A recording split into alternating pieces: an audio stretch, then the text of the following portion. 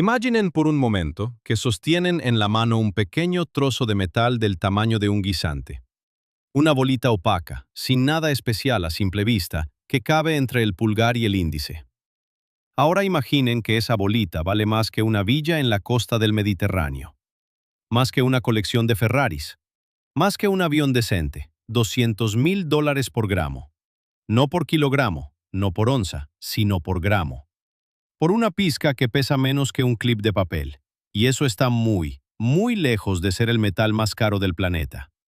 Ni siquiera es el calentamiento previo. Es, si quieren, el primer peldaño de una escalera que sube a alturas financieras donde los conceptos humanos normales sobre el precio dejan de funcionar por completo. Donde un gramo de una sustancia vale como una ciudad pequeña. Donde un gramo vale como el Producto Nacional Bruto de un país mediano. Donde un gramo vale más que todas las reservas de oro de los Estados Unidos juntas.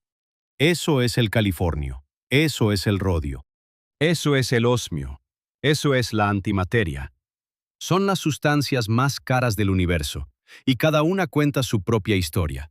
La historia de catástrofes estelares, del ingenio humano, de una alquimia desesperada del siglo XXI, y de esa propiedad extraña, casi mística de la materia. Cuanto menos hay de algo, más caro se vuelve, no de forma lineal, sino siguiendo una curva exponencial completamente distinta y enloquecedora. Y hoy vamos a recorrer esa curva hasta lo más alto. Vamos a descubrir por qué el oro es, en realidad, un metal bastante barato según los estándares de nuestra historia, y quién ocupa verdaderamente la cima de esta pirámide. Vamos a entender por qué uno de los metales más caros se extrae en una mina a 2 kilómetros bajo tierra en Sudáfrica, y por qué otro se crea en reactores especiales en solo 2 lugares del planeta. Llegaremos al punto en que veremos cómo la humanidad aprendió a producir una sustancia que en la naturaleza no existe en absoluto, y por cada uno de sus átomos paga un precio comparable al presupuesto anual de un estado pequeño. Y terminaremos con el material más caro que el ser humano haya sostenido jamás, tan caro que la propia palabra caro deja de significar algo. Pónganse cómodos, porque a partir de aquí empieza lo que le da sentido a esta historia. Entramos en una zona donde la materia se comporta de manera extraña, donde la economía se funde con la astrofísica, y donde cada gramo es la historia comprimida de todo el universo. Empecemos por el más famoso, por el metal que la humanidad conoce desde antes de saber escribir: el oro. Amarillo, pesado, blando, sorprendentemente inerte. No se oxida, no se opaca, no reacciona con casi nada salvo un puñado de los ácidos más agresivos. Es el metal de los faraones, el metal de los incas, el metal de las bóvedas bancarias y los anillos de boda.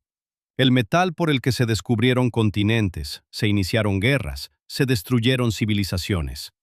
Y aquí está la paradoja que rompe todos los esquemas desde el principio.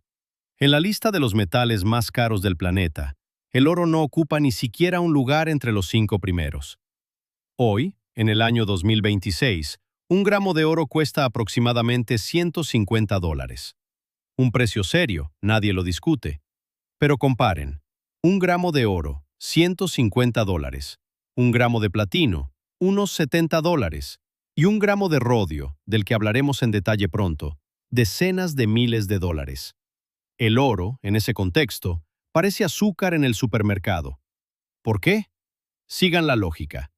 El precio de cualquier sustancia no lo determina su belleza, ni su historia, ni su peso simbólico en la cultura. Lo determinan 3 cosas. Cuán escasa es en la corteza terrestre, cuán difícil es extraerla, y cuánto se necesita ahora mismo, en este quinquenio, en esta tecnología. El oro es escaso, pero no de forma catastrófica. En la corteza terrestre hay aproximadamente 4 miligramos por tonelada. Es muy poco, pero sigue siendo más que cero. A lo largo de milenios, la humanidad ya extrajo de las profundidades unos 216,000 toneladas de oro. Y si se fundiera todo ese metal en un solo cubo, tendría unos 22 metros de lado. No es un cubo tan pequeño, es una cantidad sustancial de metal. Además, el oro puede reciclarse indefinidamente. Un átomo de oro extraído en tiempos del faraón Tutankamón puede estar adornando ahora mismo el anillo de boda de alguien. No se destruye, se acumula, circula. Por eso, a pesar de toda su rareza, El oro es simplemente un metal muy noble con una historia de miles de años. Caro, sí, pero no enloquecedoramente caro. Para entender lo que significa enloquecedoramente caro, subamos un peldaño. El platino. Un metal denso, inerte, de color blanco plateado, que para la mayoría de la gente se asocia con joyas caras y tarjetas de crédito de élite. En realidad, el papel principal del platino no es la joyería, sino los catalizadores de los automóviles. Esos dispositivos que convierten los gases tóxicos del motor en dióxido de carbono, agua y nitrógeno, relativamente inofensivos. Sin platino, o mejor dicho, sin todos los metales del grupo del platino, la industria automotriz moderna sería una catástrofe medioambiental. El platino es incluso más escaso que el oro en la corteza terrestre, aproximadamente 5 microgramos por tonelada. Eso es 1000 veces menos. Pero el precio del platino ahora, curiosamente, es inferior al del oro, unos $70 por gramo. ¿Una paradoja? Ninguna paradoja. Simplemente, en las últimas décadas, los ingenieros aprendieron a sustituir el platino por paladio en los catalizadores. La demanda cayó y el precio bajó. El mercado es caprichoso. En cambio, su vecino en la tabla periódica, el metal que está literalmente al lado, el paladio, el iridio, el osmio, el rutenio y el protagonista de esta parte de la historia, el rodio, funcionan de manera completamente diferente. El rodio en especial. Recuerden este nombre, rodio, elemento número 45. Un metal sólido de color blanco plateado, descubierto por el químico inglés William Hyde Wollaston en el año 1803. Wollaston disolvía en agua regia platino nativo traído de América del Sur, y en el precipitado observó compuestos de un hermoso color rosado. En griego, rodon significa rosa, de ahí el nombre. El metal rosa. Suena casi como un juguete de joyería. En la práctica, es uno de los metales más resistentes, más difíciles y más caros del planeta.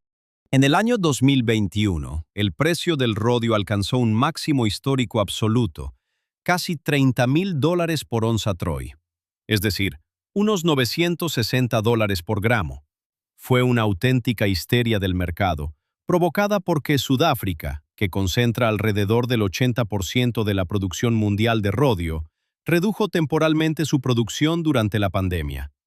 El 80% de la producción mundial en un solo país, y no en la superficie, sino en minas de hasta 2 kilómetros de profundidad, en la zona del complejo de Bushveld, una enorme estructura geológica de unos 2.000 millones de años de antigüedad.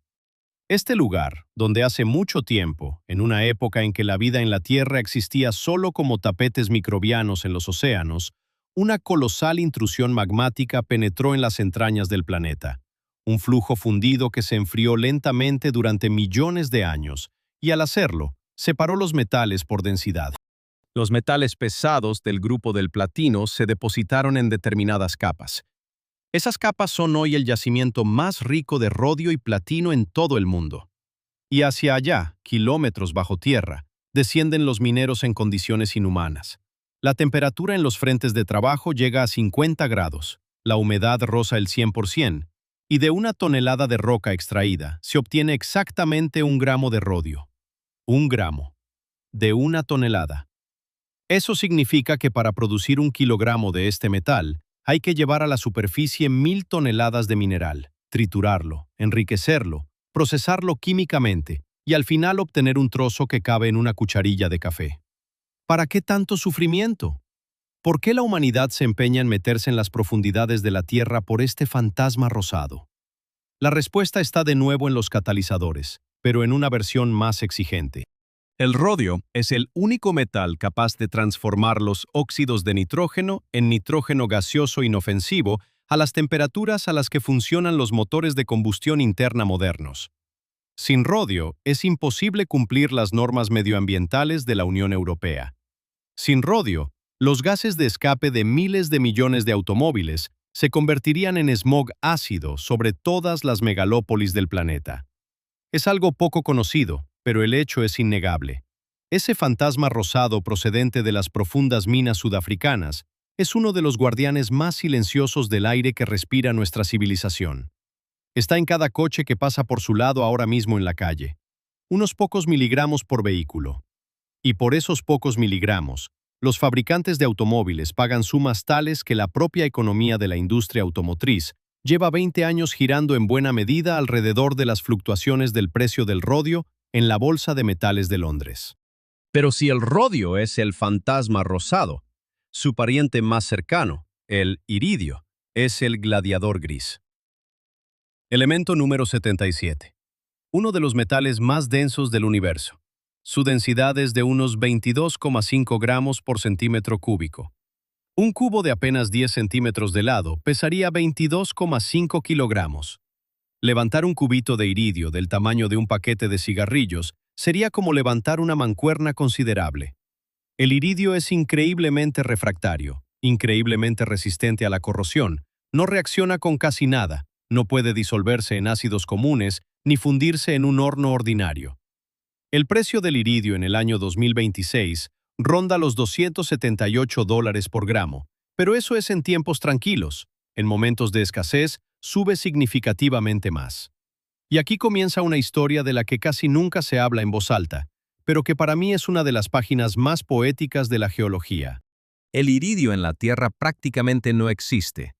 En la corteza terrestre se encuentra aproximadamente 1 microgramo por tonelada, miles de veces menos que el oro. Sin embargo, los meteoritos, especialmente los férreos, contienen mucho iridio.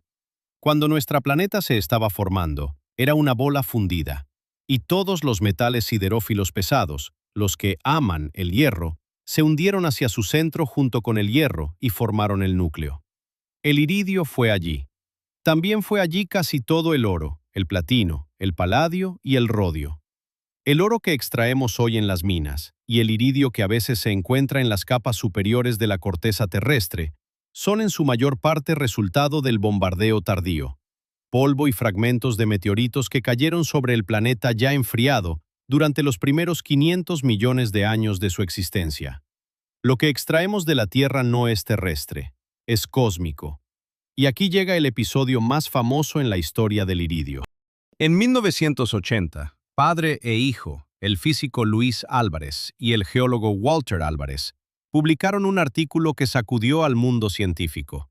Estudiaron una delgada capa de arcilla que en muchos puntos del planeta separa las rocas del período Cretácico de las del Paleógeno, la capa que corresponde al momento en que los dinosaurios desaparecieron de la faz de la Tierra. Y en esa arcilla encontraron concentraciones de iridio decenas de veces superiores a lo normal. En la Tierra no debería existir esa concentración. Los Álvarez plantearon la hipótesis. Hace 66 millones de años, un gigantesco asteroide de unos 10 kilómetros de diámetro impactó contra la Tierra, y su iridio se dispersó por todo el planeta en forma de fina polvareda. Al principio, la comunidad científica recibió la idea con escepticismo. Los geólogos debatieron durante una década. Pero cuando frente a las costas de la península mexicana de Yucatán se encontró el cráter en cuestión, Chicxulub, de unos 180 kilómetros de diámetro y de la edad exacta requerida, la hipótesis se convirtió en canon. El iridio, detector de la muerte de los dinosaurios, el gladiador gris que sobrevivió a aquellos sobre quienes cabalgó desde el cielo. Cada vez que hoy un geólogo encuentra en una roca sedimentaria un contenido anormalmente alto de iridio, sabe que en ese momento geológico algo llegó desde arriba. Pero el iridio no ocupa el primer lugar en nuestra lista, ni siquiera el segundo, ni el tercero. Subamos más, todavía más alto, hacia un metal que en la naturaleza no existía hasta el año 1950. Su nombre es californio. Y ya ese nombre, casi musical, casi veraniego, debería poner en alerta de inmediato. Ningún elemento químico con historia natural recibe ese tipo de nombre. El nombre californio significa una sola cosa. Este metal lo hicieron personas. Lo hicieron en un laboratorio. Lo hicieron en un lugar concreto. El Laboratorio de Radiación de Berkeley de la Universidad de California, en marzo de 1950, cuando el equipo dirigido por Stanley Thompson, Kenneth Street, Albert Ghiorso y Glenn Seaborg bombardeó un blanco de curio con núcleos de helio. Tras largas horas de trabajo en el ciclotrón del acelerador, obtuvieron la friolera de 5.000 átomos del nuevo elemento. No gramos, No miligramos, no microgramos. 5.000 átomos. Eso es menos que el número de moléculas de agua en una mota de polvo cualquiera. Pero eran los primeros átomos en la historia de la Tierra del elemento número 98. Un elemento que en nuestro sistema solar lleva miles de millones de años sin existir y que quizá nunca estuvo presente ni en el momento de su formación. El californio es un elemento transuránico. Eso significa que su lugar en la tabla periódica está más allá del uranio. Es decir, su núcleo es tan pesado y está tan sobrecargado de protones que físicamente no puede ser estable. Todos los isótopos del californio son radiactivos. Se desintegran, unos en minutos, otros en días, otros en siglos. El isótopo más conocido, el californio 252, tiene un periodo de semidesintegración de unos 2 años y 8 meses. Eso significa que si hoy tienen 1 gramo de esta sustancia, en 2 años y 8 meses les quedará medio gramo. Otros 2 años y 8 meses después, 1/4 de gramo. Y así sucesivamente, hasta que la sustancia se disuelva en un torrente de partículas y radiación. El californio vive mientras se desintegra. Se pierde a sí mismo constantemente. Y ahora viene el precio que corta la respiración. El californio 252, sustancia metálica pura, cuesta unos 27 millones de dólares por gramo. 27 millones. Por gramo. Es comparable al precio de un pequeño avión privado. Y aún así, a lo largo de toda la historia de la civilización en la Tierra, se han producido en total menos de 10 gramos de esta sustancia. Menos de 10 gramos, en todo ese tiempo, entre todos los laboratorios del planeta juntos. Solo existen 2 lugares en el mundo donde hoy se produce californio de forma regular. El reactor de flujo de isótopos de alta intensidad en Oak Ridge, Tennessee, y el Instituto de Investigación de Reactores Atómicos en la ciudad de Dimitrovgrad, en Rusia. 2 lugares. 2 puntos en el globo. Toda la reserva mundial de californio cabe en una cucharilla de café, y la mayor parte de esa cucharilla está repartida entre varias decenas de laboratorios de investigación y centros médicos. ¿Para qué sirve una sustancia que cuesta como un avión y en 2 años se reduce a la mitad? ¿Por qué la humanidad gasta millones en producirla? Sigan la lógica de ingeniería. El californio 252 es una fuente asombrosa de neutrones. Los genera espontáneamente, sin ninguna energía externa, como resultado de la fisión espontánea de sus núcleos.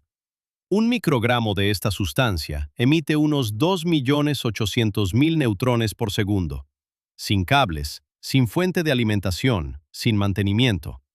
Eso permite hacer con él algo que ningún otro reactor puede hacer: construir fuentes de neutrones compactas que funcionan como una pequeña batería autónoma. Se usan para arrancar reactores nucleares en submarinos de propulsión nuclear. Se usan en pozos petrolíferos para determinar la composición de las capas a varios kilómetros de profundidad. Los neutrones atraviesan la roca y su dispersión indica si hay petróleo, gas o agua. Se usan en escáneres portuarios para detectar materiales nucleares de contrabando en contenedores. Y lo más sorprendente, se usan en oncología.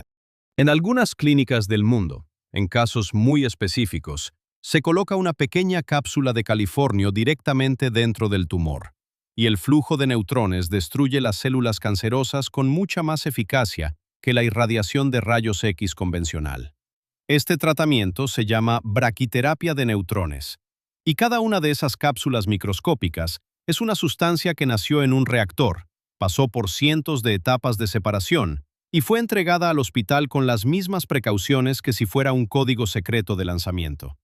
Pero el californio tampoco está en la cima. Perdónenme el juego de palabras, pero todavía no hemos llegado a la cumbre de la montaña. Esperen, la historia se vuelve todavía más extraña. Porque entre el californio y la sustancia que encabeza nuestra lista, hay toda una familia de elementos de los que el gran público casi nada ha escuchado. El berkelio, el einsteinio, el fermio, el mendelevio, el nobelio, el lorentio.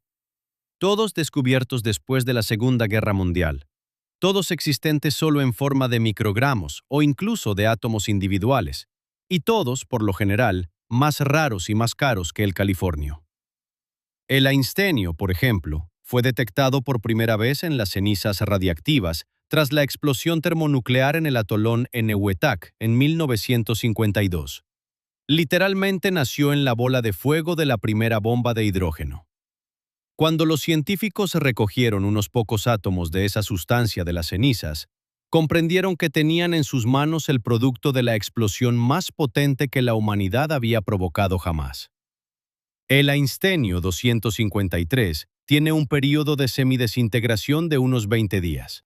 El precio de microgramos individuales de esta sustancia para fines de investigación se estima en cientos de millones de dólares por gramo, aunque reunir un gramo entero es prácticamente imposible. A lo largo de toda la historia de la humanidad, se ha producido en total menos de un microgramo de esta sustancia. Seguimos subiendo la escalera, un peldaño más, hacia una sustancia que ya no es un metal, hacia una sustancia que no se comporta en absoluto como la materia ordinaria. Antiprotones, antineutrones, antielectrones, más conocidos como positrones. Lo que una vez pareció una abstracción puramente matemática en las ecuaciones de Paul Dirac, resultó ser una parte real de nuestro universo, el reflejo especular de la materia ordinaria, la antimateria. En 1928, el joven físico inglés Paul Dirac, intentando unificar la mecánica cuántica con la teoría de la relatividad de Einstein, escribió una ecuación que describía el comportamiento del electrón. La ecuación resultó ser extraordinariamente elegante y extraordinariamente incómoda. Tenía dos soluciones. Una correspondía al electrón ordinario con carga negativa. Todo bien, física conocida. La otra correspondía a un electrón con carga positiva, algo que nadie había observado jamás. Dirac podría haber descartado esa solución. Solución sobrante, artefacto matemático. Pero no lo hizo. Dijo, quizás esa partícula existe de verdad y todavía no la hemos encontrado. Y 4 años después, en 1932, el físico estadounidense Carl Anderson, estudiando rayos cósmicos en una cámara de niebla, vio la huella de una partícula con la masa de un electrón, pero con carga opuesta. El positrón, el antielectrón. Predicho con la punta de una pluma, aparecido desde las profundidades del cosmos. Desde entonces, la humanidad aprendió a crear antimateria de forma artificial. En los grandes aceleradores de partículas, principalmente en el CERN, en la frontera entre Suiza y Francia, en una instalación especial llamada fábrica de antiprotones. El principio es el siguiente. Se acelera un protón hasta una velocidad cercana a la de la luz, se lanza contra un blanco metálico, y en esa colisión, durante una 100 milésima de segundo, nacen pares partícula-antipartícula. Las antipartículas enseguida intentan encontrarse con la materia ordinaria y aniquilarse, convirtiéndose en energía pura en forma de radiación gamma.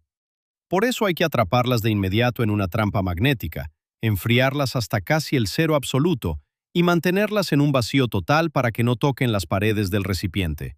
Porque si las tocan, un destello instantáneo, y todo lo que llevaban meses construyendo desaparece en un nanosegundo. Y ahora, el precio. Según diversos cálculos de la Agencia Espacial Nacional de los Estados Unidos y de físicos independientes, el costo de producción de un gramo de antimateria, antiprotones o antihidrógeno se estima en 62,5 billones de dólares. 62 billones. Por gramo. Eso supera el Producto Nacional Bruto de todos los países de la Tierra juntos durante 2 años. Es 3 millones de veces más caro que el oro. Es 2 millones de veces más caro que el californio. Es la sustancia más cara que existe en el universo desde el punto de vista de la economía humana. Y sin embargo, atención, a lo largo de toda la historia de la humanidad, en todos los aceleradores del planeta juntos, se han producido en total unos 10 nanogramos de antimateria. 10 milmillonésimas de gramo. Si se reuniera toda la antimateria jamás creada en el CERN, en el Fermilab, en el Laboratorio Nacional de Brookhaven, y se aniquilara, la energía liberada alcanzaría para hervir aproximadamente 1,5 vasos de agua. 1,5 vasos, en toda la historia. Esta es la tasa de té más cara en la historia de la humanidad. ¿Para qué molestarse entonces? ¿Por qué invertir recursos colosales en producir una sustancia que en cantidades macroscópicas no se obtendrá en un futuro previsible. La respuesta es sorprendente. La antimateria es, en primer lugar, una herramienta para verificar las leyes fundamentales de la física. Existe un enorme misterio. Tras el Big Bang, debieron formarse cantidades iguales de materia y antimateria, debieron aniquilarse mutuamente por completo y dejar un universo lleno solo de radiación. Pero por alguna razón eso no ocurrió. En algún momento de los primeros instantes tras el nacimiento del universo, surgió un pequeño desequilibrio. Por cada 1.000 millones de partículas de antimateria, apareció un poco más de 1.000 millones de partículas de materia. Y ese un poco más es todo lo que hay. Todas las estrellas, todas las galaxias, todos los planetas, todos los seres vivos, todos nosotros somos un error estadístico, el residuo tras la aniquilación mutua. Estudiando la antimateria en el laboratorio, los físicos intentan entender exactamente en qué se manifiesta esa asimetría. ¿Qué rompió el equilibrio perfecto? ¿Por qué el mundo existe en lugar de haberse colapsado en pura radiación? En segundo lugar, la antimateria se usa en medicina ahora mismo. Cuando ustedes o sus seres queridos se hicieron una tomografía por emisión de positrones, más conocida como PET, en ese momento en su cuerpo se estaban aniquilando positrones. Al paciente se le inyecta un débil preparado radiactivo, cuyos átomos emiten positrones. Esos positrones recorren unos pocos milímetros, encuentran un electrón ordinario en los tejidos, se aniquilan, y el destello de 2 cuantos gamma sale en direcciones estrictamente opuestas.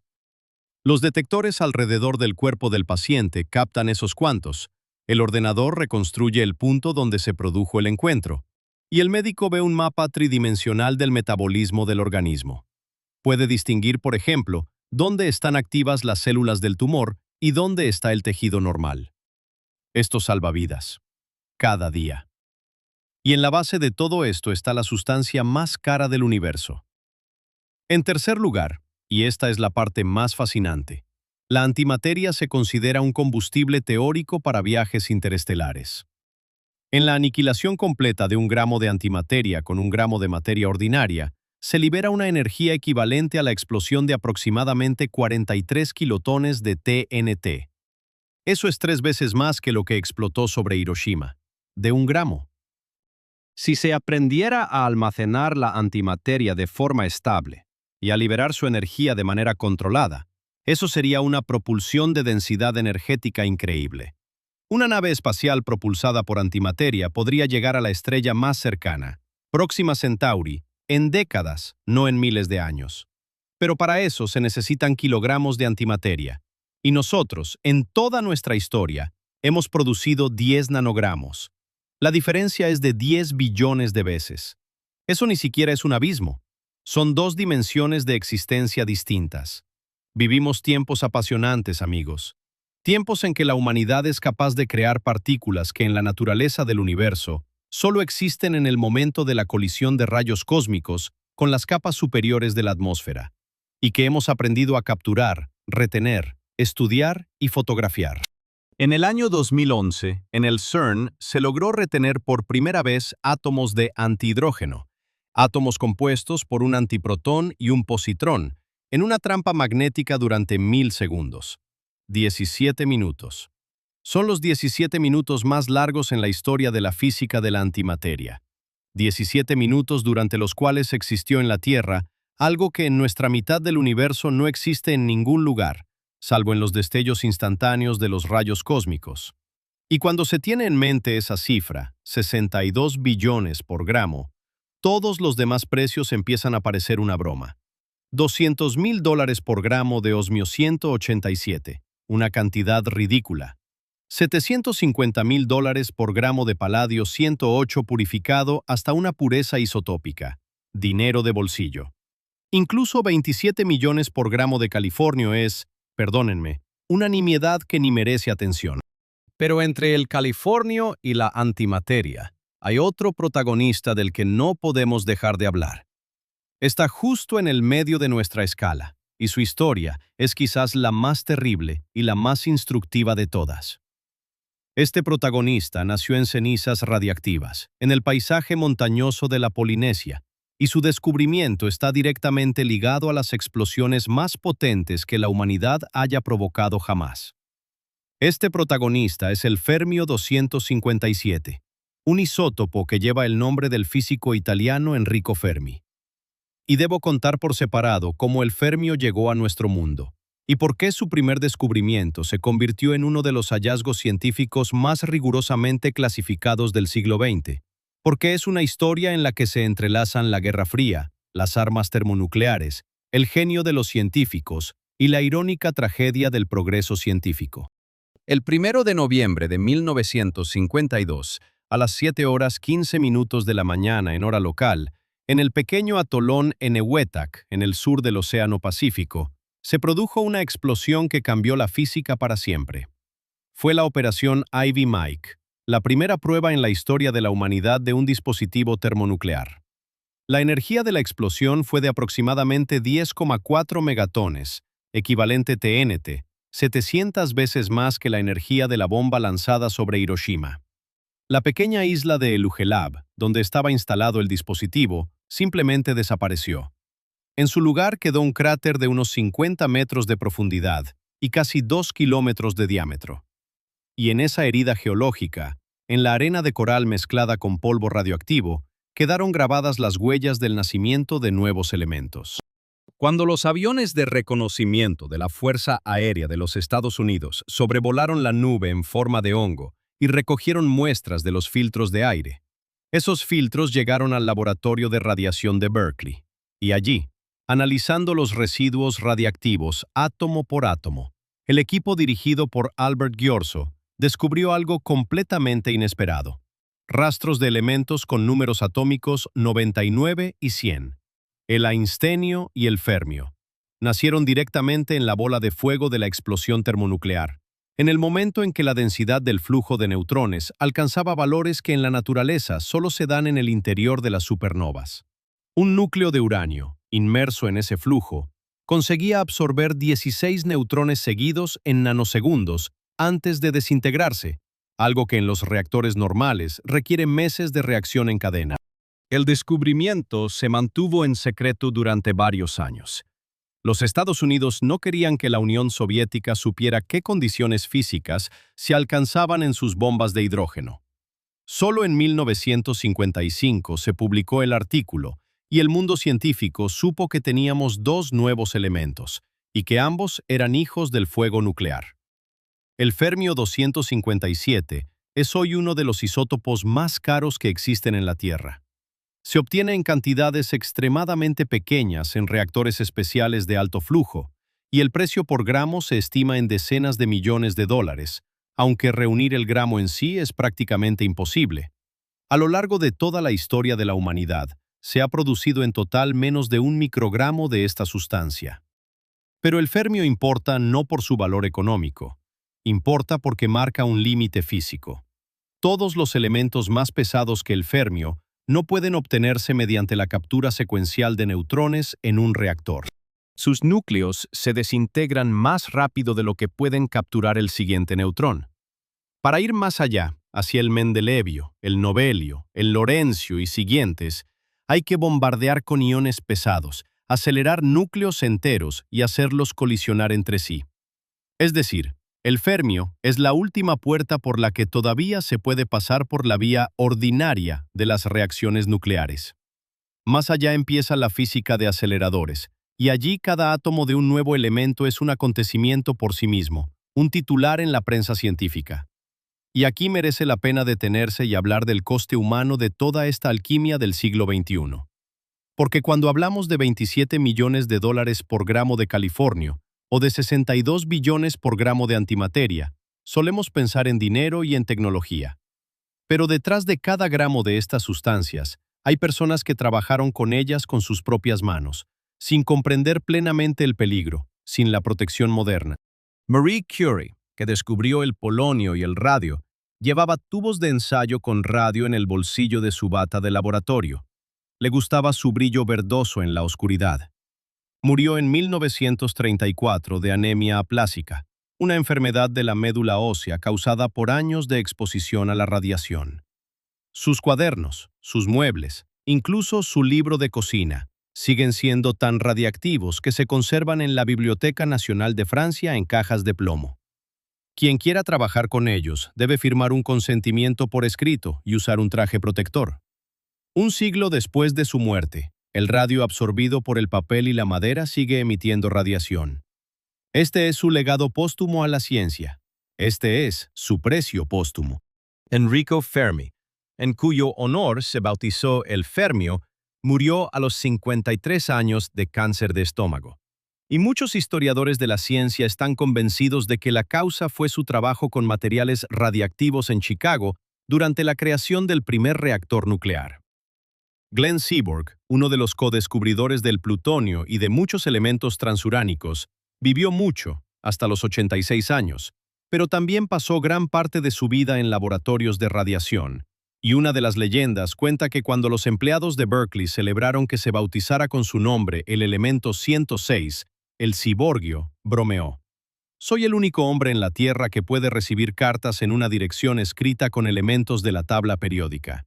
El ciborgio, el californio, el americio, todos esos nombres surgieron en laboratorios donde docenas de personas arriesgaron su salud.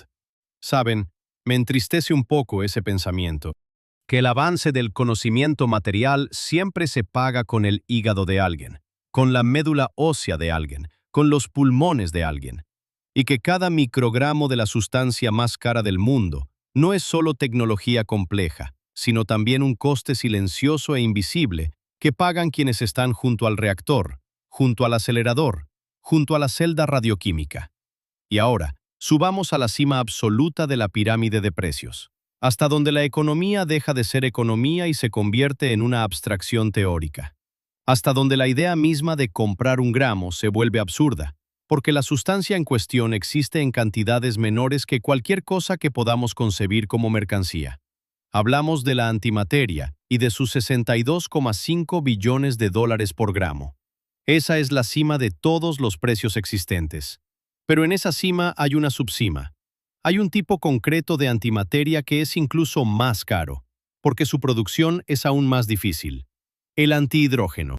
Un átomo compuesto por un antiprotón en el centro y un positrón en órbita. El reflejo especular del átomo más simple del universo, el átomo de hidrógeno. Para obtener antihidrógeno, no basta con producir por separado un antiprotón y un positrón. Hay que reunirlos, con mucho cuidado, en una trampa magnética, a una temperatura cercana al cero absoluto.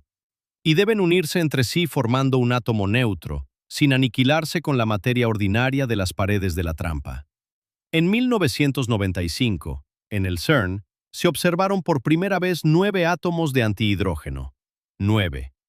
Para 2011, se lograba retener 309 átomos durante esos mismos 17 minutos. Para 2021, en el experimento ALFA, los físicos aprendieron a enfriar el antihidrógeno con radiación láser y a medir sus líneas espectrales para compararlas con las del hidrógeno ordinario y buscar la menor asimetría entre la materia y la antimateria. El antihidrógeno no existe en la naturaleza de nuestra mitad del universo, hasta donde podemos juzgar. Cada uno de sus átomos que hoy existe en la Tierra en una trampa magnética en un sótano suizo es un objeto único, irrepetible. Y cuando pienso en esos átomos, me invade una sensación extraña. En algún lugar bajo los campos alpinos, en un túnel circular de 27 kilómetros de longitud, en recipientes metálicos bajo un profundo vacío, retenidos por campos magnéticos, flotan unas pocas decenas de átomos de una sustancia que no existe en ningún otro lugar de todo el universo visible. Esos átomos no son naturaleza. Esos átomos son un artefacto del pensamiento humano. Su existencia es la consecuencia directa de que en 1928, un joven inglés escribió en un papel una ecuación y no descartó su solución sobrante. Desde la ecuación hasta el átomo pasaron casi 100 años. Y todo ese tiempo la humanidad fue subiendo por la escalera, peldaño a peldaño, desde la mina en Sudáfrica hasta el ciclotrón en Berkeley, desde el ciclotrón hasta el acelerador del CERN, desde el acelerador hasta la trampa magnética. Cada peldaño, un orden de magnitud más caro que el anterior. Cada peldaño, un orden de magnitud más extraño. Y en lo más alto de esa escalera, ni siquiera está el antihidrógeno. Si hablamos de máximos teóricos, existe otro candidato al título de la sustancia más cara del universo. Son los llamados elementos superpesados de las islas de estabilidad. Elementos hipotéticos con números atómicos de alrededor de 120, 126, que según los cálculos deberían tener una vida anormalmente larga en comparación con sus vecinos más ligeros. Números mágicos en el núcleo. Configuraciones especialmente estables de protones y neutrones, en las que el núcleo como si descansara, encontrando una forma armoniosa. Si alguna vez se logra sintetizarlos en cantidades macroscópicas, el precio de 1 gramo de esos elementos superará todo lo que hemos discutido. Pero por ahora es un sueño. Por ahora, los físicos del Instituto Conjunto de Investigaciones Nucleares en Dubna y sus colegas en Alemania, Japón y los Estados Unidos sintetizan esos elementos en cantidades de 1 o 2 átomos por mes de trabajo del acelerador. 1 átomo por mes.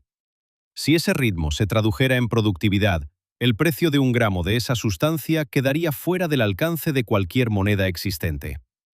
Son sustancias que en principio nunca se producirán en gramos, nunca. Y la propia palabra gramo, aplicada a ellas, ya es ciencia ficción. Pero lo más asombroso de toda esta historia es que, habiendo recorrido toda la escalera de precios, desde los $150 por gramo del oro hasta los 62 billones por gramo de antimateria, no obtuvimos simplemente una lista de las sustancias más caras. Obtuvimos una breve enciclopedia de cómo está hecho nuestro mundo. El oro es la memoria de los meteoritos que cayeron sobre la joven Tierra. El platino y el rodio son la memoria de intrusiones magmáticas de 2.000 millones de años de antigüedad. El iridio es la memoria de la catástrofe cósmica que borró a los dinosaurios. El californio y el einstenio son la memoria de la primera bomba de hidrógeno. El antihidrógeno es la memoria del destello matemático de un hombre y del trabajo colectivo de miles de físicos que hicieron falta para convertir ese destello en realidad. El precio de cada una de estas sustancias es, en esencia, la historia de todos los procesos que fueron necesarios para que aparecieran, comprimida en un solo número. Para el oro, es la historia del sistema solar. Para el iridio, la historia de las colisiones de asteroides. Para el californio, la historia del dominio humano de la energía nuclear. Para la antimateria, la historia de cómo nosotros mismos aprendimos a crear lo que no existe en nuestra mitad del universo. Cada gramo es la biografía del cosmos comprimida hasta convertirse en una bola sólida. Cada precio no es, en realidad, un precio. Es densidad de significado. Y cuando vuelvo a la imagen inicial, a esa bolita imaginaria de metal en mi palma, a los $200.000 por gramo, comprendo que lo que me impresionó en ese momento no fue la cifra en sí. Me impresionó que esa cifra es solo un punto diminuto en una escala enorme que se extiende mucho más allá de los límites de la imaginación humana. Que en esa escala hay sustancias que valen como países pequeños. Que hay sustancias que valen como todo el dinero del mundo multiplicado por 1000. Y que todas ellas son reales. Todas existen ahora mismo, en este momento, en algún lugar de nuestro planeta, en las minas del Bushveld, en los reactores de Oak Ridge, en las trampas magnéticas del CERN. Y que la humanidad, lenta y obstinadamente, generación tras generación, aprende a extraerlas, sintetizarlas y retenerlas. Cuando la última estrella de nuestra galaxia se apague dentro de billones de años, cuando la propia materia empiece a desintegrarse, cuando los protones, como predicen algunas teorías de la gran unificación, comiencen al cabo de un Google de años a disolverse espontáneamente en partículas más ligeras, la antimateria y la materia ordinaria se aniquilarán en una última y larga aniquilación. Solo quedará radiación, un mar frío, tenue, infinitamente en expansión de cuantos gamma, en el que ya no habrá ni un solo átomo. Y en esa última era, en esa muerte térmica del universo, ninguno de los elementos de nuestra lista sobrevivirá. El californio se disgregará primero, en cuestión de años. El oro, el último, al cabo de periodos de tiempo inimaginablemente largos. Pero también él, al final, se rendirá. Y aún así, durante los pocos miles de millones de años que dura la era de las estrellas y los átomos, nuestra civilización logró algo extraordinario. Logramos mirar la materia no como algo dado, sino como una escalera infinita por la que se puede subir. Aprendimos a elegir dónde situarnos. Aprendimos a pagar por cada peldaño lo que vale, y a veces ese precio se expresa en dólares, a veces en décadas de trabajo constante, a veces en vidas humanas. Y cuando sostengo en la mano el metal de $200,000 por gramo, esa pequeña bolita opaca que me llevó a comenzar esta historia, sé ahora que no sostengo un metal. Sostengo la historia comprimida del cosmos, escrita con átomos en lugar de letras. Lo más caro del universo no es una sustancia, es el camino que conduce a ella.